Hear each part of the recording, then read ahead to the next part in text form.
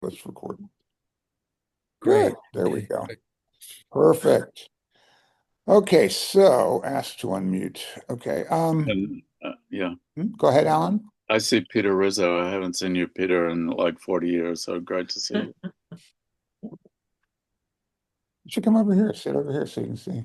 No? Okay.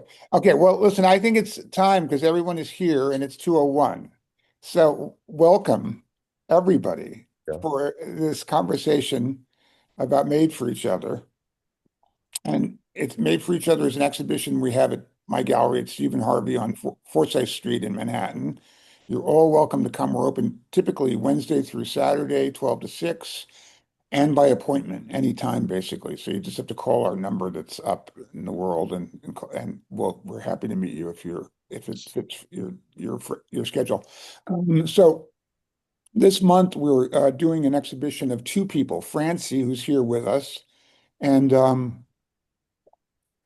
her and my old friend Richard Morrison, who's no longer with us, but his work is still with us. So Francie and Richard's work is the focus of the exhibition this month.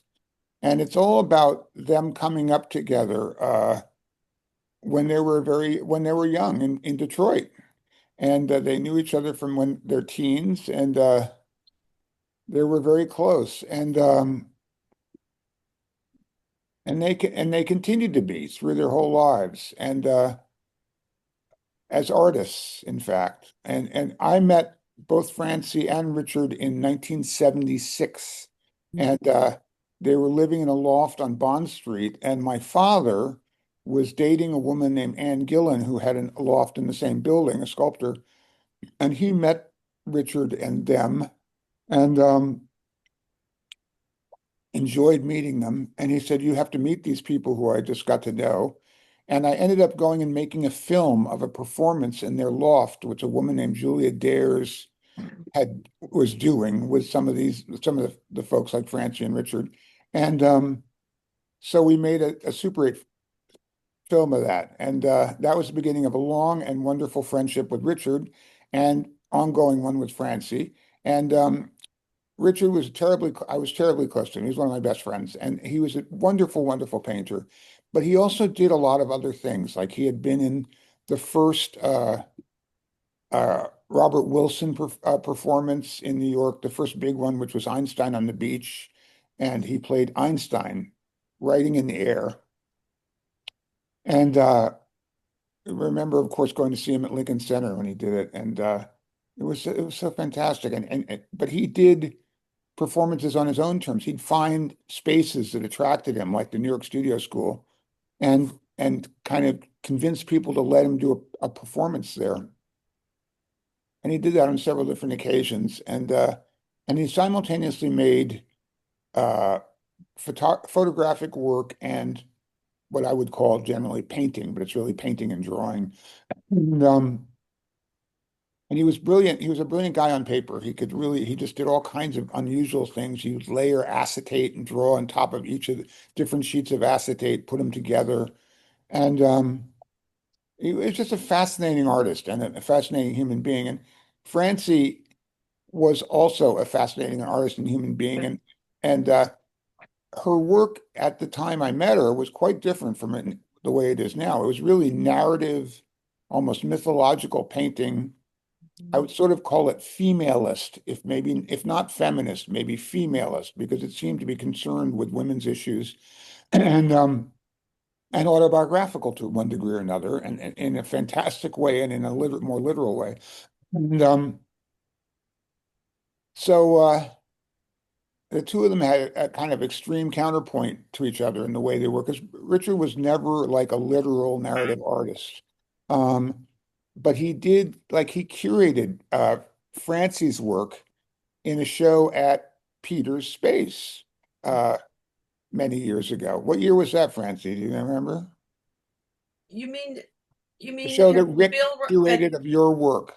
Yeah, I don't remember the year. Okay. I'm not real good at In memory questions. in the 80s, perhaps. In the 80s, yeah. Uh-huh.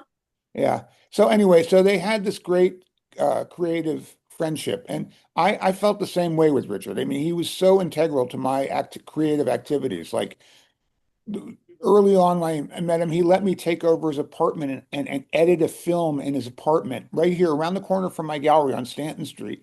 And we cut up all the Super 8 film. We were cutting it by hand, and we cut it up and taped it up on the walls. So there were just hundreds of little pieces of Super 8 film dangling on the walls of his apartment for like 6 months. I thought it was the sweetest thing anyone could do, you know, to let you take over their life for a block to get this movie done. And that sort of continued. I mean, he would help me when I started to curate visual exhibitions. He was a great help to me in installing exhibitions. The first show I did was a show called Factura up on Madison Avenue. Well, no, the first show we all did together. Bill Rice, another friend of theirs, and Richard and I together curated a show called Salon Saloon, which was in Bill's studio in 1984 on 3rd Street across from the men's shelter. And it had like 35 artists in it, some of whom went on to become quite well known. Um, and it was beautiful because it was in a decaying tenement apartment. And it was just like installed in the most wonderful way. I mean, I loved doing that installation with Richard and Bill and others. And God, it was so fun. People would come. Some people were sort of diva-esque, and they'd become the queen for a day or whatever, you know, like in their demands for what they needed or whatever. And it was just a great experience because what I found was with the proper time and care and collective attitude, it was possible to create a really interesting exhibition from like 35 diverse artists, you know. And I thought this is a great learning proposition for me. Anyway, that friendship has been a great part of my life, and I'm so it's the reason I'm so thrilled to have the exhibition of Francie and Richard's work up now. And uh, today we're going to have a couple of really nice guests who've come to talk about the exhibition and the artists and ex ex and issues that are raised by it beyond the specifics of the exhibition. And so the people who are going to be here today include Alan Frame, who's in the upper left of my mosaic there. And Alan is a photographer, a writer, and a teacher. And we actually, by the way, he was in Salon Saloon, that show back in 1984. And he's represented by the Gitterman Gallery. Is that right, Alan? Yeah, that's right. Okay, yeah.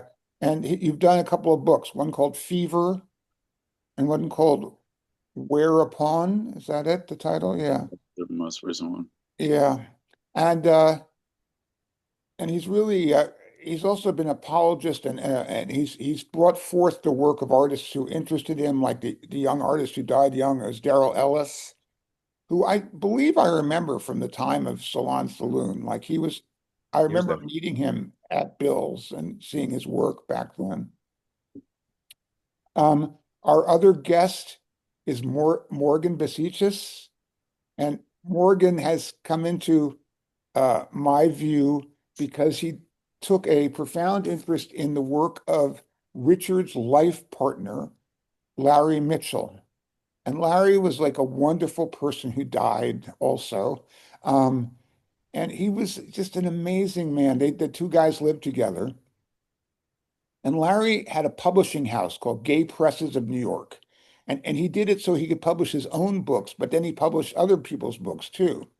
And he published, I believe, 4 novels. The one that Morgan seized upon first is I always get the title not quite right. Faggots and Their Friends Before the Revolution, is that it? Between the Revolutions. Between the Revolution. Yeah, thank you. And Morgan was instrumental in getting this book republished.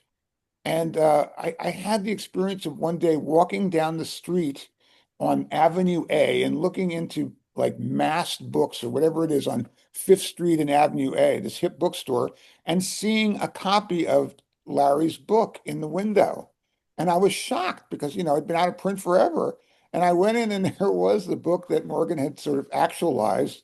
And I thought, God, Larry would just love this because he literally lived in an apartment that was like diagonally a block away from this store. And he could have looked down at his book if he could see, because of course, Larry had congenital blindness that came upon him in his adult life. And so that was quite an extraordinary thing he dealt with. And anyway, so those are our panelists today. Francie, Morgan, and Alan are going to talk about the exhibition. And I was going to invite Francie to speak first because she sent me a good list of her ideas related to the thing. And can you show Francie's work for the images? Is that possible? Or do you need me to do that? Well, Just to share. start with Rick's picture of Auschwitz. That would Okay. be the first one I would talk about. Okay, hold on one second. Also, Steven, is Yeah. there any way that you could put your computer on something solid, because it seems like you have it on your lap and it's Oh, it's shaking. shaking. Sorry. Yeah, no problem. Here you go. I mean, Yeah. Hold on one second. No, No, we know that's not it, Francie. Okay. Give us a second. It's just this. We have to. okay. And by the way, wait. This is a picture of Richard and Francie from back then when they were very young. And I think it's well worth looking at for. yeah, that's so great. I love that. Weren't we gorgeous? You were beautiful. Yeah. Still are. You are beautiful, Francie. Oh, Okay, stop. go now. See if you can find that other one for him. Well, I can talk while you're looking. Shall I begin? Sure, begin. Okay. Well, When is it? It's that one. there it is. This Yeah. is Auschwitz. So, it's a little bit, I'm gonna try to build a story and make a point. And I'm starting with something that seems off track, but it isn't off track. I just was looking at the Times and I saw that there was another killing in Minneapolis. And I raised that because it is what I have, with all my study of Larry and Rick and Bill, I feel that their work was very political and very focused on injustice and discrimination. So I'm starting with Auschwitz. This one is not hanging on the walls, but it is in the catalog. This is a picture that Rick took from a TV's image. He did a whole series of works where he took photos from TV images and then he manipulated them and sometimes Xerox them. He would do these whole series. Anyway, what's important to know also is that this was something he gave to me as a gift in 1986. Now, 1986 was just when it was kind of the horrors of HIV/AIDS were going on. And it was the year that they just started to introduce antiretrovirals. So I'm sorry, images are changing. So anyway, Richard did that painting. And now if you could go on to Larry, the picture of faggots and their friends. And just hold it there. Otherwise, I'm going to get all confused by the changes. There we go. Thank you. So Rick was sending me this picture, but also I think you have to see it in the context of what was going on in this community in the East Village. By the way, Rick and I went to high school together. We were not friends at that time, but we did then end up together in college. And that's how we became friends and lovers for a time. And we wanted, Detroit is where we came from. And it was, everybody lived in a single home and you'd never heard of gay or queer. This was something that didn't exist.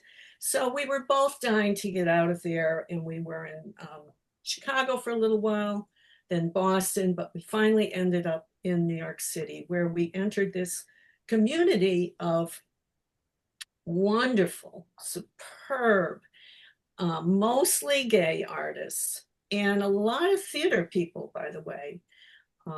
And it was just a brilliant time.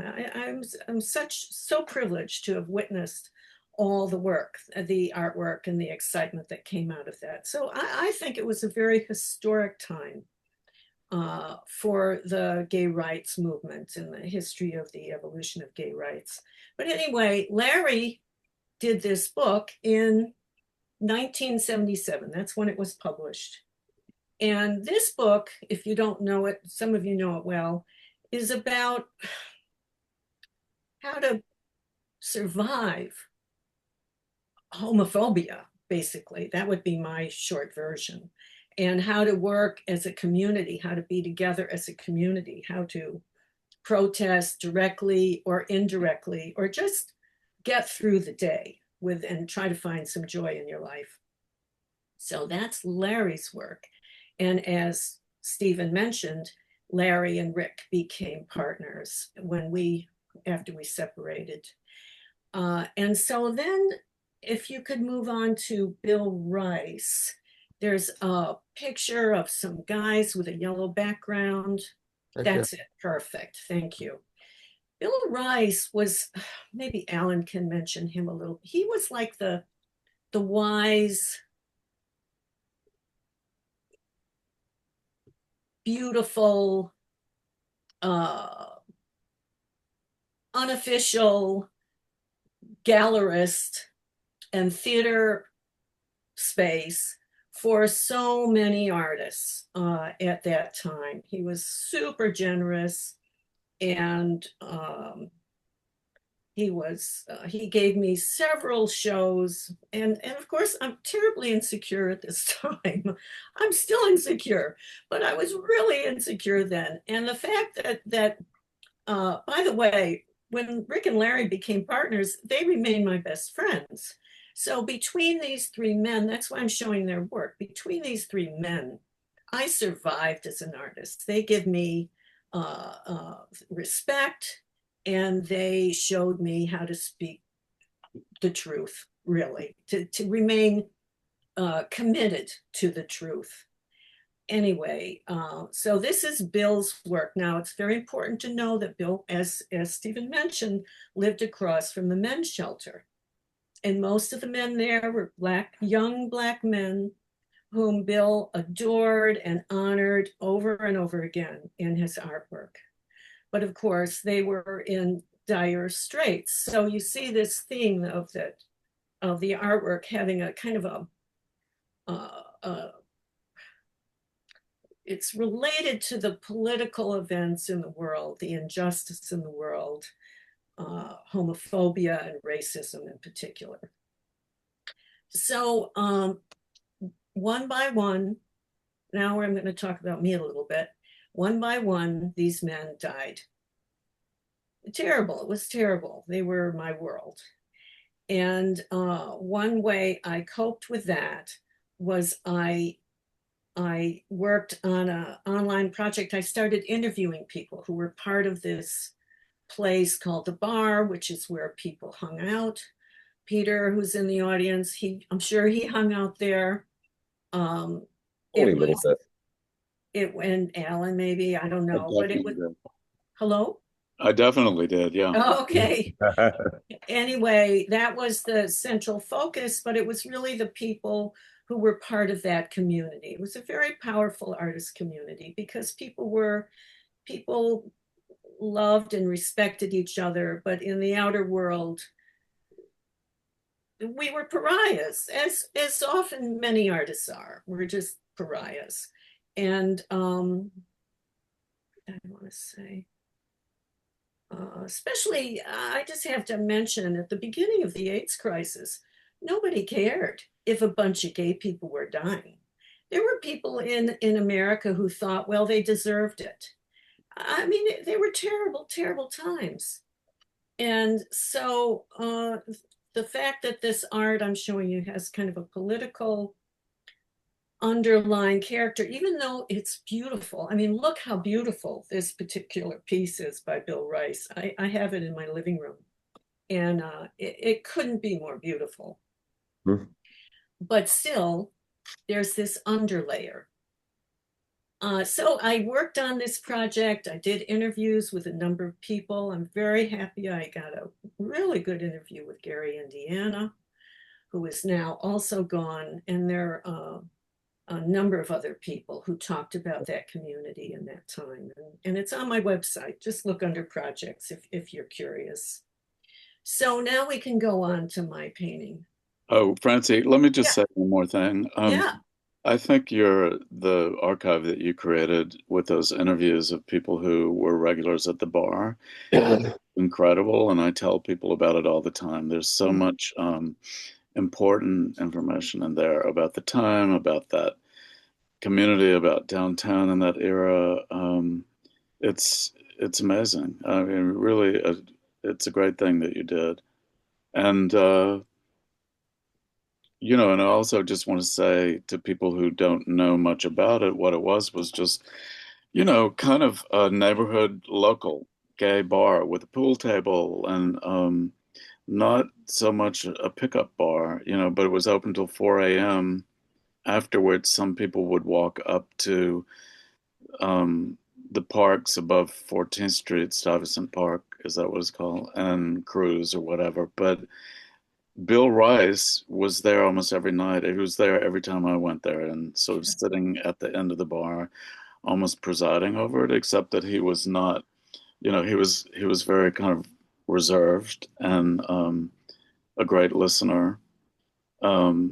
Reserved in contrast to how performative he was in so many notable performances and plays that he appeared in from 1980 on. But Francie, also, could you just mention when Bill, Rick, and Larry all died? Because they were, I know Bill didn't die from HIV related causes, and it was much later. No, he had brain cancer, I think. And what year was that? I don't know. I'm terrible with years. I'm sorry. 2006. But he was the first to die. 2006. Oh, okay. Thank you. And then do you know when Larry and Bill and Rick died? Larry. 2012, Larry died. Okay. Thank you. Yeah, he had, I forget the kind of cancer he had, but he'd seen his parents die of cancer and he didn't want any part of surgeries and stuff. So he just went, he just got into hospice and died fairly quickly. Richard was after him? Yes.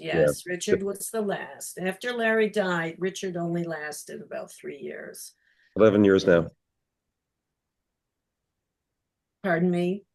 Oh, I said it's been 11 years now. It's okay. Since Richard died. Okay. So that would be in 2015, January. I think he died in January. Yeah, 2015 sounds right. Yeah, the winter is a cruel month for people on the edge. Yeah. So they died one by one, and that drove me to try to reach back and recapture, and I guess in a journalistic way through interviews with other people and a little bit of archive materials, what that community was partly about, because so much talent came out of there, and I remain in awe of, you know, I saw Jack Smith perform, and I saw a lot of the great Ethel Eichenberger perform, a lot of the great trans performers, and Betty Bourne and the Blue Lips, and Jeff Weiss. These people may not mean anything to all of you, but they helped bring hundreds, thousands of gay friendly and gay people together to celebrate their talents and to celebrate one another and their community. And that's why I think it's such a important time, because then AIDS came, but you already had a community there. to begin to fight against the horrific discrimination that was going on at that time. Anyway, so I'm just going to talk. I've talked almost enough. I want to talk a little bit about my painting and how it's linked to this. So that would be Revolution. Revolution. Which one is? Which one is It's that, Francis? Sorry. green. It's mostly the green. Yeah, the green one. Yeah, That one. there it is. Okay, well, this painting, so in a way, I feel like, you know, I'm the one who's still living of those four people. And in a way, I feel like they kind of left the baton. I have Rick's estate and Larry's estate, which I manage, but they kind of left the baton to me, and they influenced me. And so I'm just going to tell you a little background story about this painting. This is called Revolution, and I'll explain why shortly. When I started this painting, this was during the height of COVID. And I was, you see that there's this brown underlayer under the green. And that arose from my struggle with an image in my head that had gotten into my head because it was an image of a mass burial site from COVID, probably somewhere in South America, maybe Argentina, Brazil, I don't know, but you know, and there's a little grid, a brown grid underneath, and those were all the dead. So I do have a dark side in my painting. I'm always struggling with brutality, cruelty, what is the meaning of life kind of issues. And that was how this painting started. So, but then shortly after that, the horror of the George Floyd murder occurred. And the beauty of it was that all these people came out, and I have a place right in the East Village, and right on the corner of my block, there were police cars and sirens and marchers. It was a shit show, frankly, but it was something was really beautiful about it, that people were that angry about that brutality that we were all present for, in a way, at least through the media. And so that's when I threw the green all over it. And that green to me felt like something to do with hope, like the spring, like springtime after winter, the apparent decline, and that becomes new life. So that's how this painting evolved. And that's where I feel I'm still carrying the baton for Rick and Larry and Bill. What did I want to say? And I guess what I want to say is, one thing I said to Alan in an email is, why does this matter, this talk we're having? And I think it matters because the arts are so important to address the traumas in civilization. It's everywhere. I mean, even in the Met, you know, you see Jesus hanging all the time. We all carry this baton through time. We rely on the shoulders of our previous, the artists that came before us, and the collectors and the gallerists. We're all kind of marching forward, trying to address the complications of being a human being. And that involves keeping track of those who died and what they had to offer, because we can't lose sight of the courage of our forebears, really. And so that's why I mentioned Rick and Larry and Bill. And I like to think that I'm part of this lineage. And I also want to shout out to everyone who tries to remember and document what has what artists have done before us and the importance of that, particularly when it comes to addressing the flaws in civilization. That's my. I'm done. Thanks, Francie. Thank I you. have to say, I was thinking about this before we started the panel today, and I was thinking about how both Francie and Alan in their communications are really talking a lot about archiving, and they have that impulse towards. And I think about it just the way in terms that Francie was just describing, which is really like saving lives of people who lived, holding them for ourselves and for others. And I think about it a lot because I have this gallery on Forsyth Street, and part of my mission, I think, is to show the work of artists from this neighborhood who are of significance.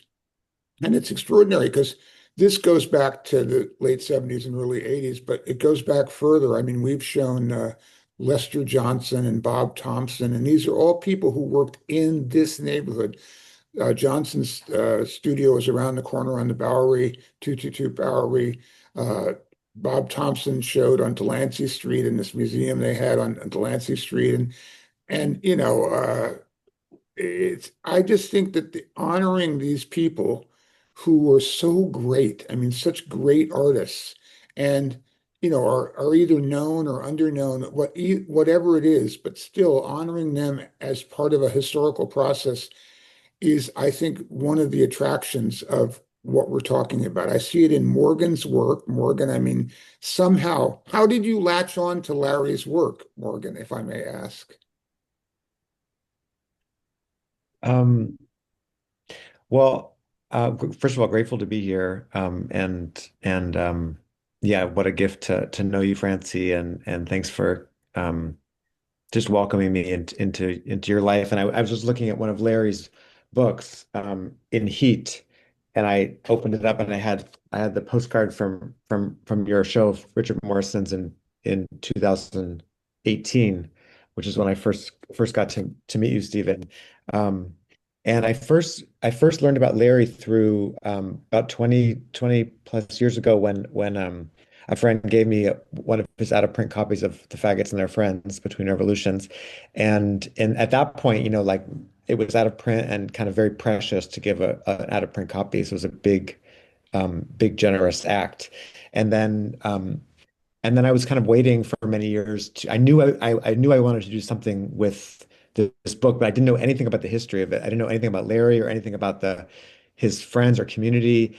And in 2017, I got to make a performance of the book at the New Museum, and through that, I got to meet Francie and Ned Asta, who illustrated the book, and Larry's group of friends who started a sort of queer commune near Ithaca called Lavender Hill, and we're back and forth between Ithaca and the East Village. And I got to know all these people who the book is really based on, and that has really continued to inspire me to learn about these experiments in radical politics and collective living, and just how deeply we are not the first. Like how every generation probably imagines itself in some way to be the first, and it's just always such a gift to discover or to learn about queer artistic and political ancestors who made it all possible for us. Um, and I remember Eileen Miles once said, like, the job of every queer generation is to be obsessed with the generation before.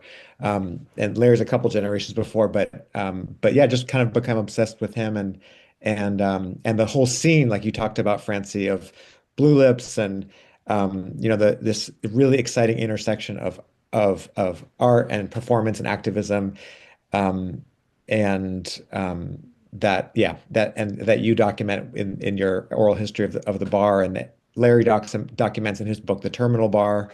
Um, so yeah, just really a gift to get to know their work, and through that, getting to know Rick's work, and yeah, grateful to be here.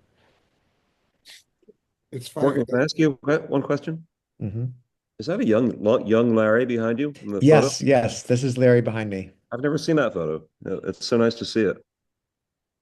Francie, if you stop sharing, then Morgan's screen will be full screen and we can see that picture better. I'm done. Thank you.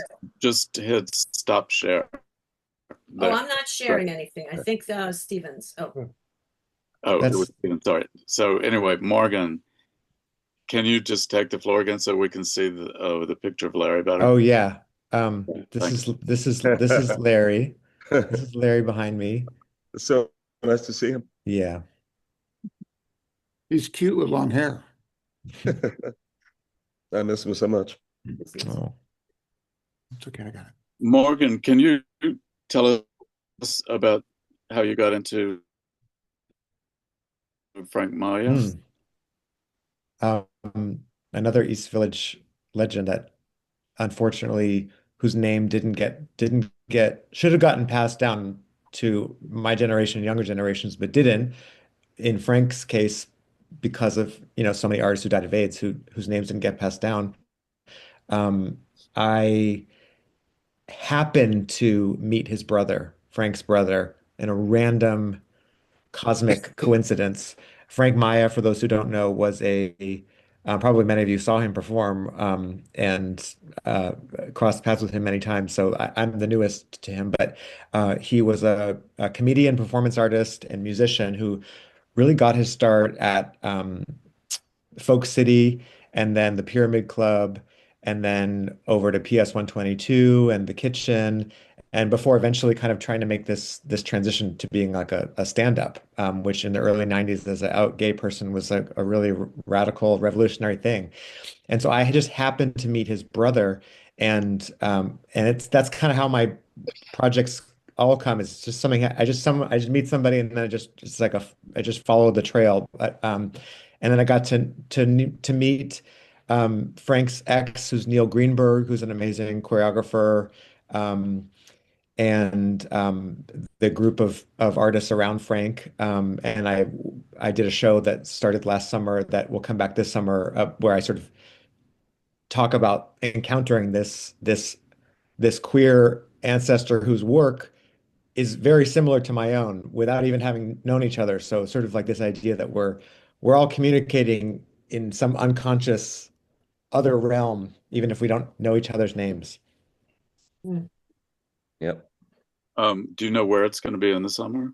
It'll go back to Soho Playhouse, which is on Van Dam, and then it'll go to the Edinburgh Fringe Festival in August. I regret that I didn't get to see it. I heard so many great things about it. Oh, that's very kind. Well, please come. It'll come back in May to July, I think. Oh, fantastic. So Alan, I mentioned that you had been part of a salon saloon, which Yes. I love. Hold on one second. I'm going to show you something too.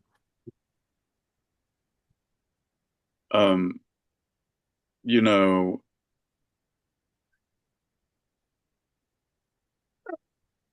oh This yes, this is yes. just the invite for Salon Saloon, which Yeah, I has think I have one of those in my yeah, 30 names, and Uh, 1984 in Bill's studio. So I was going to ask you to talk a little bit since I mean I feel this archiving impulse is a big part of the discussion in a sense, and I feel like you've done that with the person Daryl Ellis, he's been part of your archiving impulse, as it were, activities. So I yes, wondered if right. you wanted to talk about that at all. Yeah, thanks.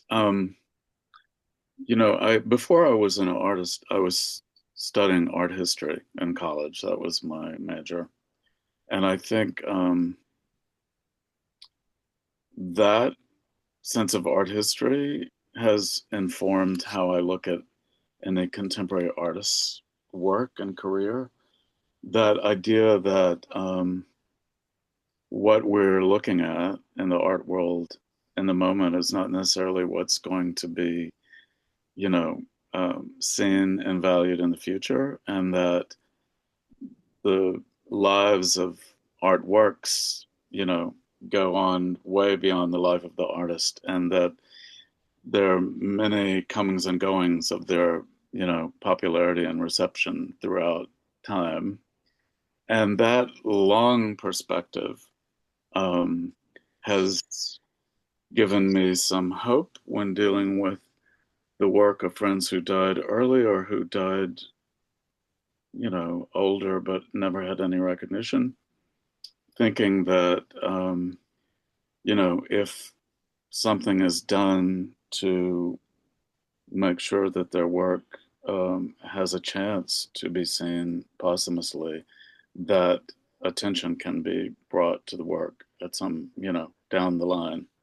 And in the case of Daryl Ellis, it's one of the great gifts in my life that I have lived long enough myself to see his work appreciated to the extent that it has. And Sergio Bessa is here with us, I think, in the room. Yeah. And Sergio was the curator of a museum show of Daryl Ellis's work, and a show that started at the Baltimore Museum, came to the Bronx, went to Milwaukee, and then South Carolina. And I can't tell you how gratifying it was for me to see all of these artworks hanging in a museum that I had moved from one storage unit to another for 30 years before all of this happened. Right. And now almost all of the pieces that were in that show are in museums as part of their permanent collections. So the gallerist Candice Mady has done an incredible job of getting that work into museums and into collectors' collections who donate to museums. So Daryl died in 1992. I'm gonna share some work so you can see his work.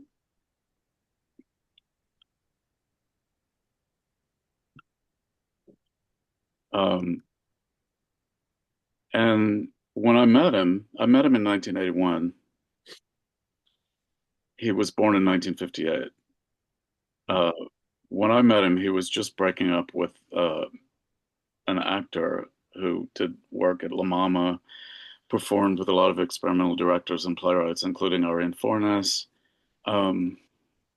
named Jose Rafael Arango. And they lived, Jose had a big apartment on 4th Street in the La Mama block. So Daryl was at the bar when I met him, which just a block away. He had just broken up with Jose, and Shayla Bacal, who lived on my block on 3rd Street, had offered Daryl some free apartment that she had access to. So he was staying there temporarily. He eventually moved back to Jose's, although they didn't get back together. And this is a picture that I went over to Jose's to take of Daryl once I met him. That was the year that he was invited to participate in the Whitney Independent Study Program. So for a year, he had a studio, and next to the studio was the darkroom that he could use. And it was also the moment when he had discovered a whole trove of photographs taken by his father during the 1950s. Particularly of their extended family, like these great portraits of Daryl's aunts and uncles and people that he knew growing up. But his father had been killed by the police 2 months before Daryl himself was born. His mother remarried 2 years later, so he grew up with a stepfather who was abusive. And there were other 2 children after him, 2 children before him. So in this family, he was, as an artist, very much odd man out. And nobody really talked to him about his father, and he had no idea the extent to which his father had been interested in photography.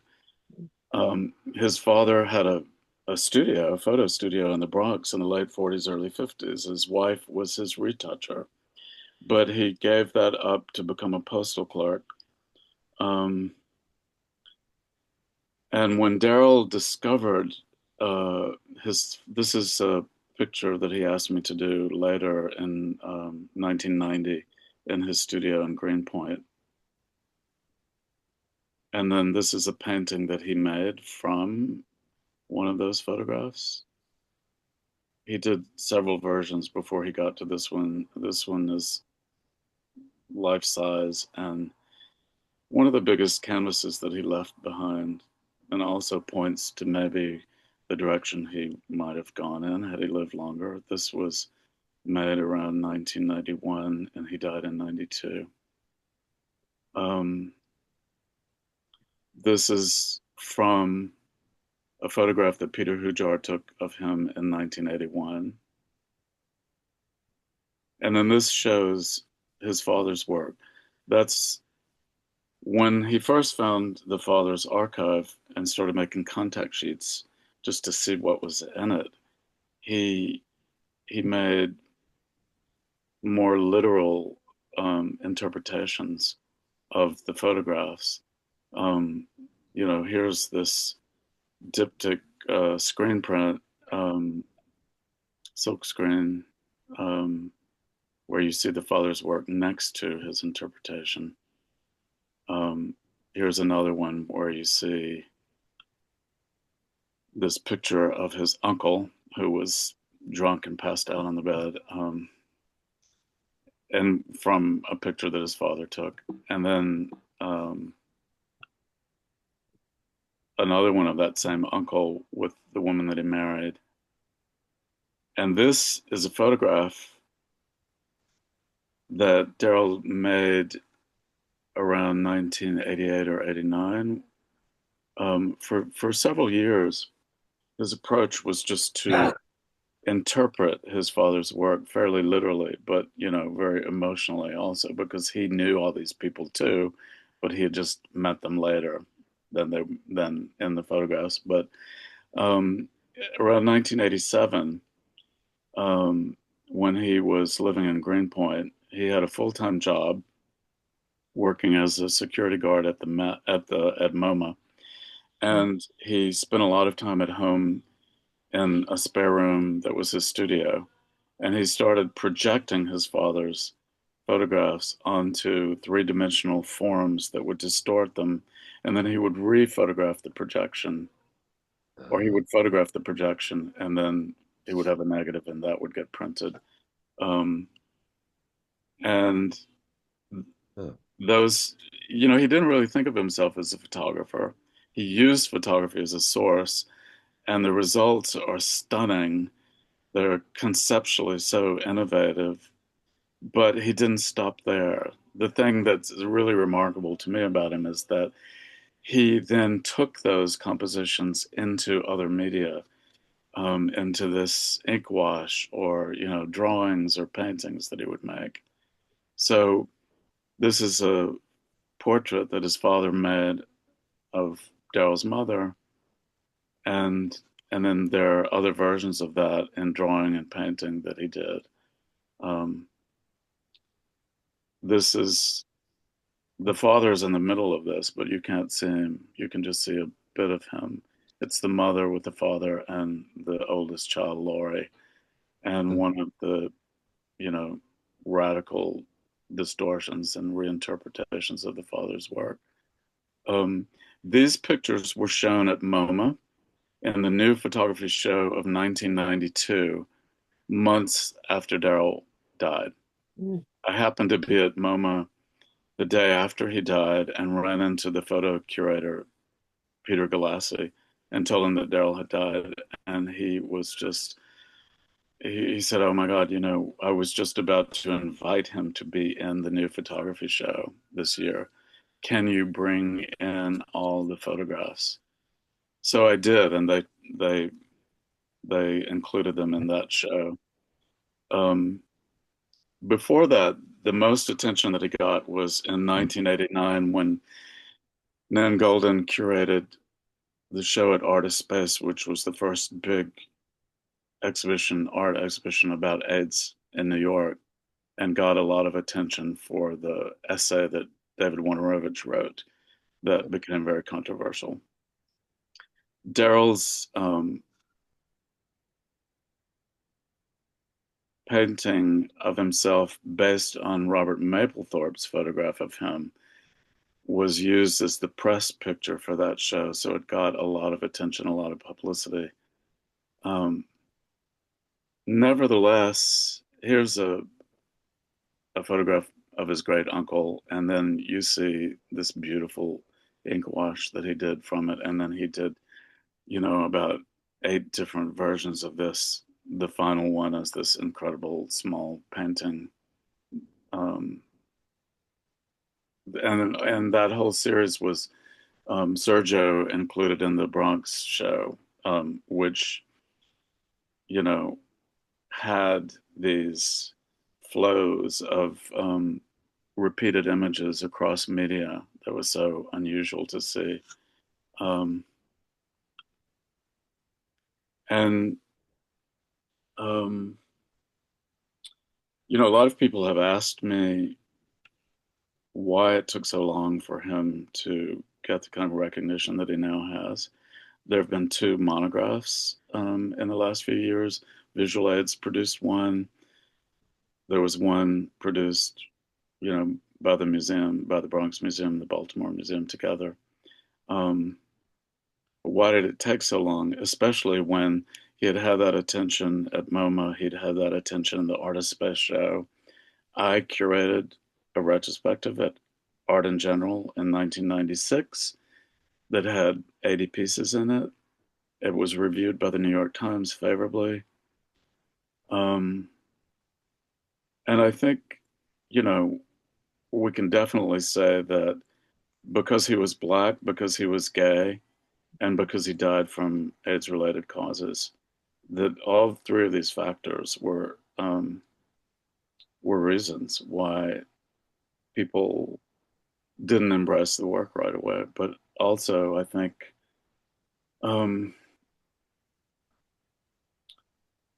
we see, even with people who were better known in their lifetime, even if not extremely well known, like Peter Hujar, how many years it takes for posthumous reputations to develop. And it's so much about who is advocating and what kind of track record the artist had in their lifetime.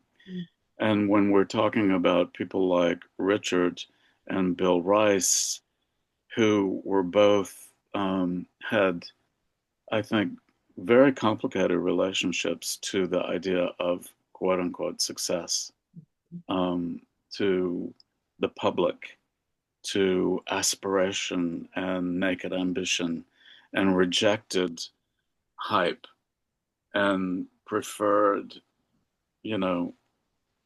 makeshift do-it-yourself kind of situations. It makes sense that it would take longer for the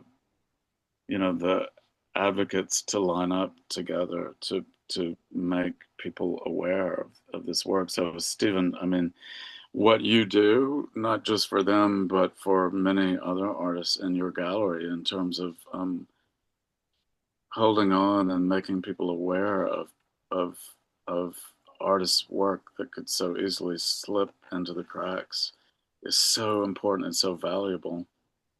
And I see that Donald Ryan is here in the room also, who has also just had a show of Bill Wright's paintings. And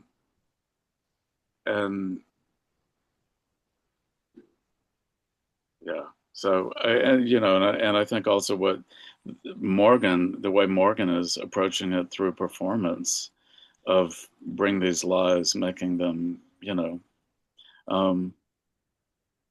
known and remembered and impactful still today is really great and worthy. And last week I was scanning for the first time some pictures from a PS122 opening. I was the director of that gallery for a year in the early 90s. And there was a show curated by a friend of mine who died during the pandemic named L.D. Bechtel, called Fierce! It opened in Memphis and then it came to New York, and it was about drag. And Shayla was in it, Taboo was in it, there were, I don't know, about 15 people in it, but I had pictures of everybody out on the doorstep entrance, And there was a picture of Larry Mitchell, Shayla, Rick. There's just like a chin of Bill Rice in one of them. Um, and it was great to see, especially since there was a Shayla Bacall revival last year at Soft Network and a great show of her work. And there will be another one in the summer, who is another important East Village photographer who now more people are aware of, thanks to Soft Network's efforts.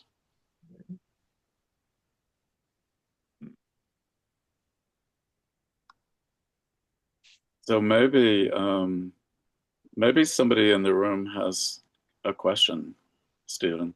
Yeah, I'm sorry, I was muted. I was just saying, it feels to me this is the subject to a large degree, this recovery effort for great souls and artists. And so I love that, honestly. And I think that it would be good if anybody else has any ideas that they want to, questions that they want to put forth from who's here too. Oh, and just one more thing I'd like to say is just, Daryl's closest friend he met in high school. They went to the High School of Fashion Industries in Chelsea. They thought they were going to be fashion illustrators, but they had a great teacher who sent them to the Met to draw from the masters, and they both decided to be fine artists. Well, Daryl's best friend, Miguel Ferrando, had almost no shows in his lifetime and nothing posthumously, but he also created a huge amount of work, and his sister has done this great job preserving it.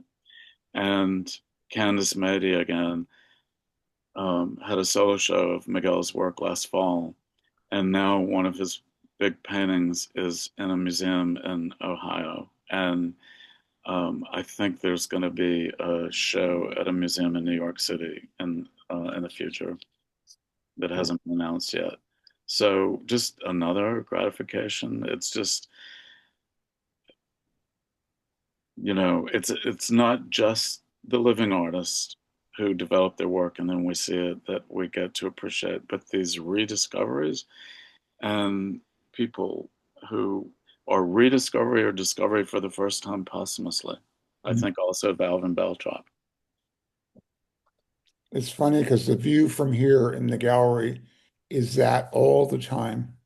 There are so many great souls who are artists who are out there and they're not necessarily known in the world. And it doesn't mean they weren't of great interest. So I see it all the time going back. Anyone else have anything they want to throw in there? I ran into a quote by somebody, and I think it applies to Bill and Larry and Richard. And the quote was, and don't let this language throw you. I'm not a religious person. I'm not in a church. I'm not, I was agnostic until not too long ago. But the quote basically said that a saint is somebody who is enlightened in their lifetime. And I think that Bill and Larry and Richard had a certain kind of enlightenment about them, which was quite real. And I think they're saints in my life. They were saints to me. Bill Rice was a saint to me. He was like the father I never had. And he was incredibly important to me. I think about these three men every day of my life. Not a day goes by that I don't think about them. But I think that, if you want to reframe things in your own mind, we can have our own saints. They don't have to be. The only saint I really cared about ever was St. Francis. I thought he was pretty cool, talking to animals and stuff. But Bill and Larry and Richard they were very often in the moment. They were very often clear. They were very often unswayed by anything that was going on around. They had their own compasses and their own way of finding truth. And they were tremendous influences on me and many other people. And I'm sure Francie too, and Steven, and, and Alan, and anybody who knew them was touched by this. These guys were like crystals. They were gems. So I just feel incredibly lucky that I knew them. And that's all I really have to say. It's a great way to put Peter. I mean, it really feels exactly right in a way, you know. I miss them. I know, me too. But we're so lucky to know them. That's exactly what I was thinking, is we So were so lucky. lucky to have the experiences we had with them, you know. Oh my God. I remember being so struck by Bill in his studio, like watching him paint, you know, which I also was like, gosh, you have a really refined way of painting, Bill, you know, and you know, he used to, they said about Bonar, he painted with a brush in one hand and a rag in the other one. And Bill was just like that. He would take things out and um you know, just wipe them out and then start making it again on top of it and make this beautiful surface. And he had the most refined surfaces, you know, they were always, you know, kind of weather. And then he'd let his paintings get weathered, and they had this sort of physical quality to them too, just from his, you know, kind of the attitude he had towards his work. I mean, this sort of lack of preciousness about it, you know. And Richard certainly, in a whole nother technical way, was not dissimilar, you know, in creating a complex body of work that was physically really challenging and is still physically challenging. I mean, Francie and I discussed the fact that he didn't sign one thing except, you know, unless he gave it away. And, you know, he just left I mean, Francie is making an archive, and there are hundreds of images in her archive. And he left a archive of hundreds of images, but they're so mysterious. Sometimes they go from one medium into another medium in the same image, you know, on one piece of paper to another, from photographic to handmade. And he was a magician, you know, in his own way, with the technical way of making images, paintings, photographs, etc. Some of his So best work was intentionally fugitive. exactly. And it really had to do with the fugitive. I mean, Richard's work has that, so much his subject is about the nature of the fugitive. They shared that in a way because Bill had a little bit of that in his work too, you know. It's funny. Yeah. Thank you. I want to ask a question to Francie. Yes, hi.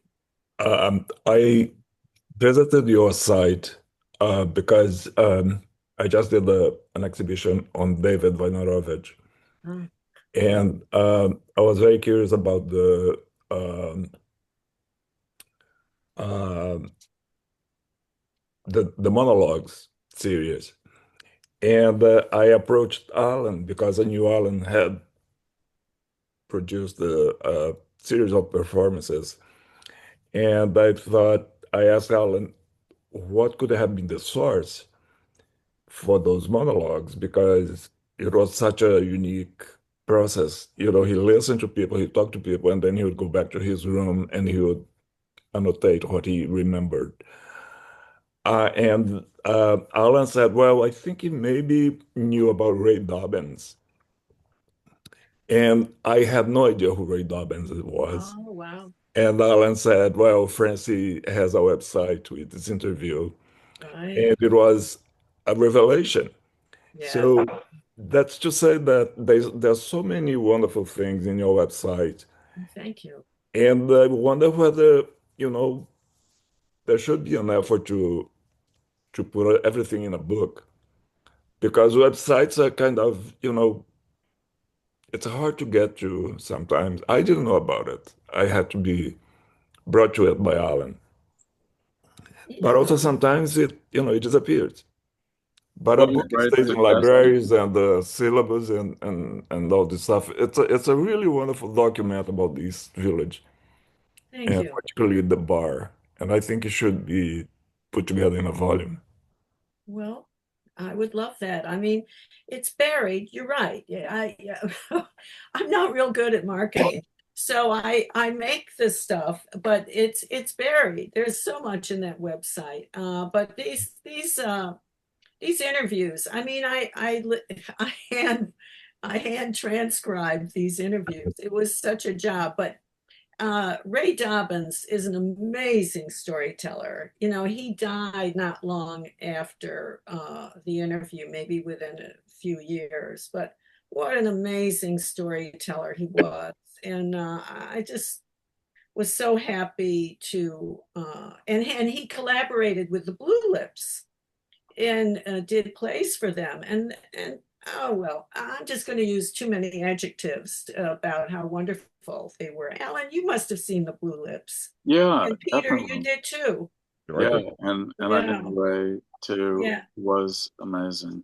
And Sergio, what a great idea. Absolutely. It Yeah. should be a book. Yeah, definitely. Well, I'd be happy to cooperate because I really feel I have a huge debt to these people that were there, and I am happy to work on their behalf. So please, I encourage you to pursue that idea, and I'll do whatever I can to support it. I don't know how to make the next move though.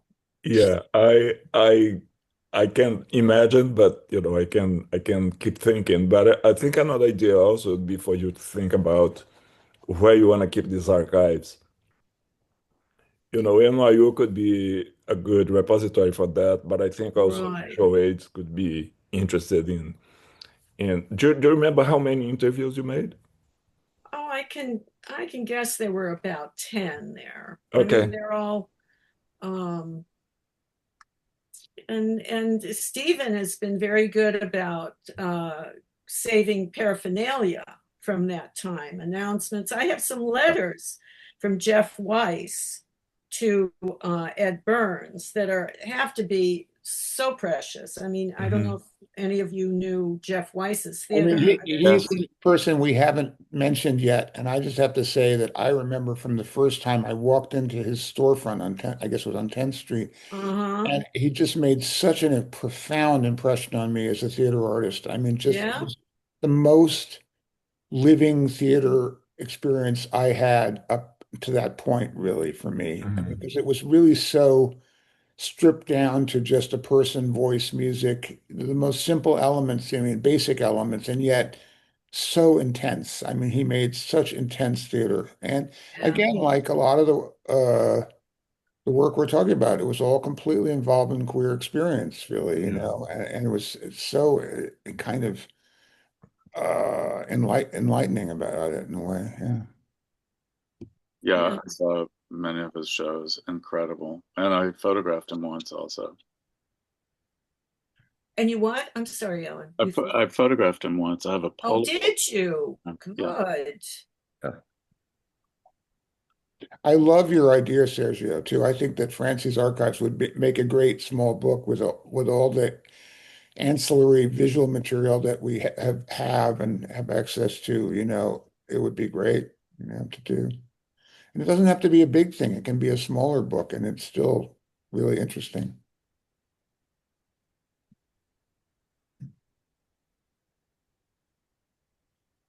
I just got a copy of, hold on, it's right here, of this nice book called David Vonorovich, A Definitive History of 5 or 6 Years on the Lower East Side. Oh. And one of the people who's interviewed is Bill Rice. And I never read this interview. It's long. And he just talks about David, and it's fantastic. And I mean, something that is not like that in format would be really interesting, a book that just combines those people that were the focus of your researches, Francie, It'd be a good publication for the gallery, actually. Who published that book? This one is from Semiotext. Oh. Yeah. The great. Well, I have to say, with the climate today and the trans hate and the migrant hate, I mean, it's like history is repeating itself over and over again. Those were the times that we were part of back in that, and a lot of these artists broke the mold, and I think one reason to preserve them is, I think, Morgan, you said it, is we have to give courage to the next generation. And it is a way to find courage. There's another great book that's just come out by Steve Turtell, who was here with us, but because he just had jet lag because he just came back from Italy where he was launching that book in Rome. Right. It's called Portraits and Places. And I think right now, Printed Matter may be the only bookstore in New York that has it, but he did a book launch at Don Ryan's gallery and then at the Center. And I'm sure there will be another one, maybe at Printed Matter coming up. But it's a great book of 6 of his essays about a lot of these people in the 70s with photographs by Peter Hujar in the book. Portraits and Places, it's called. Steve Trutel. Nice. Well, thank you guys. I'm really grateful for everybody being here today. And I hope we have more and more events such as this to look forward to. Thank you. Thanks everybody for coming. Yeah, thanks. Thank you, Thanks, Steven. everybody. here. Thank you. Thanks, Steve. Thank you. Bye-bye. Bye. Thanks, Joan. Bye. Thank you. Hmm.